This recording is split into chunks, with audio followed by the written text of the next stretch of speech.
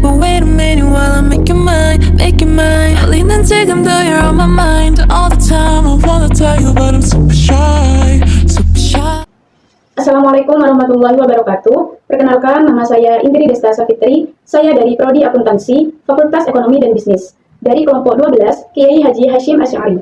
Di sini, saya akan memaparkan tentang resum dari keseluruhan materi pada PKKMB Sakera Muda Universitas Madura di hari kedua. Materi yang pertama, yaitu tentang sistem pendidikan yang dibawakan oleh Ibu Wakil Rektor 1, yaitu Ibu Dr. Anda Sri Harini, MM. Beberapa perguruan tinggi sudah menerapkan satu program, yaitu MBKM atau Merdeka Belajar Kampus Merdeka, yang digagas oleh Menteri Pendidikan kita, yaitu Bapak Nadiem Makarim. Program ini bertujuan untuk mendorong mahasiswa untuk menguasai berbagai keilmuan sebagai bekal untuk memasuki dunia kerja. Di MBKM ini, kita akan memperoleh 4C. Yang pertama, critical thinking and problem solving. Yang kedua, communication skill. Yang ketiga, creativity and innovation. Dan yang keempat, collaboration. Di MBKM sendiri ada 8 bentuk kegiatan. Yang pertama, pertukaran pelajar. Yang kedua, magang atau praktik kerja. Yang ketiga, asistensi mengajar di satuan pendidikan. Yang keempat, penelitian atau riset. Yang kelima, proyek kemanusiaan. Yang keenam, kegiatan wirausaha. Yang ketujuh, studi atau proyek independen. Dan yang kedelapan adalah membangun desa atau KKN tematik. Materi yang kedua, yaitu tentang pengembangan karakter mahasiswa sebagai intelektual PKKS dan anti korupsi, anti intoleransi, serta anti perundungan, yang dibawakan oleh Bapak Muhammad SHMH. Menurut beliau, mahasiswa sejati harus memiliki 7 anti. Yang pertama, anti narkoba. Setiap mahasiswa harus dengan keras menolak segala bentuk obat-obatan terlarang. Yang kedua, anti korupsi. Di setiap perguruan tinggi harus menyelenggarakan program anti korupsi. Yang ketiga, anti intoleransi. Yang keempat, anti radikalisme. Yang kelima, anti plagiasi. Yang keenam, anti perundungan. Dan yang ketujuh, anti dengan kekerasan seksual. Materi yang ketiga, yaitu tentang perguruan tinggi di era revolusi industri 4.0 and society 5.0, yang dibawakan oleh Bapak Rahmat MPD.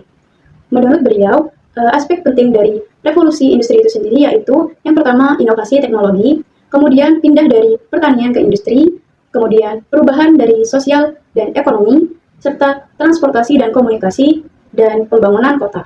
Perkembangan dari revolusi industri sendiri yaitu yang pertama, revolusi industri 1.0.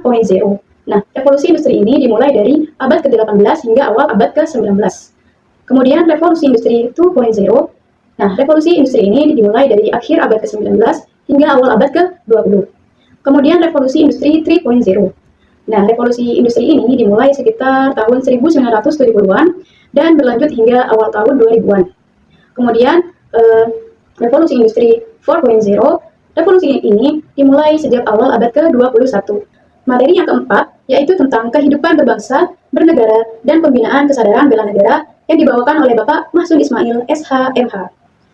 Menurut beliau, unsur bela negara itu ada 5. Yang pertama, ada rasa cinta tanah air. Yang kedua, rela berkorban. Yang ketiga, kita yakin terhadap Pancasila sebagai ideologi negara.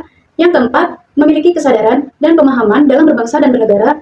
Yang kelima, memiliki langkah awal untuk bela negara. Contohnya seperti menerapkan nilai-nilai yang terkandung dalam Pancasila.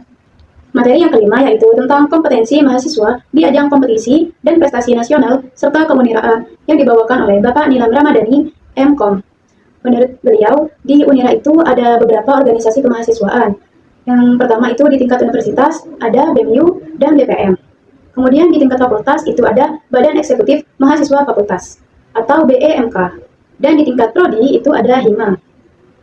Kemudian di bidang minat dan bakat itu ada unit kegiatan mahasiswa seperti Duta Kampus. Juga ada seperti Filmapres, PKM, P2MW, ONMIPA, NUDC, atau debat dalam menggunakan bahasa Inggris, serta KDMI, debat menggunakan bahasa Indonesia. Materi yang terakhir yaitu tentang sistem administrasi akademik dan keuangan yang ada di Universitas Madura yang dibawakan oleh Bapak Badar Said, MKOM, dan Bapak Bambang Purnadi, MP.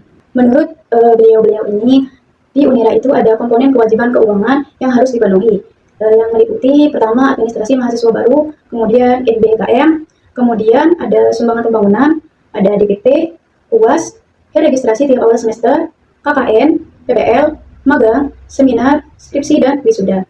Nah, terdapat 2 tahapan untuk melakukan pembayaran komponen-komponen tersebut. Yang pertama, membayar di kantor cabang. Yang kedua, membayar melewati virtual account.